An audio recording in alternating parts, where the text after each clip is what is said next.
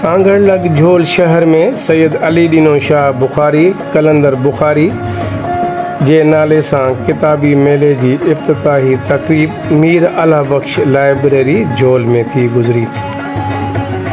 तक़रीब के नाले वारे लेखक मोहतरम साईं अला वारायो बेहण अदीब ऐं ॿियनि दानिशवरनि ऐं मोज़िस मुक़र्रिरीन पिण ख़िताब कयो। मुक़र्रिरीन मौजूदा दौर में किताब जी अहमियत जे बारे में ख़्यालनि जो पिण इज़हार कयो।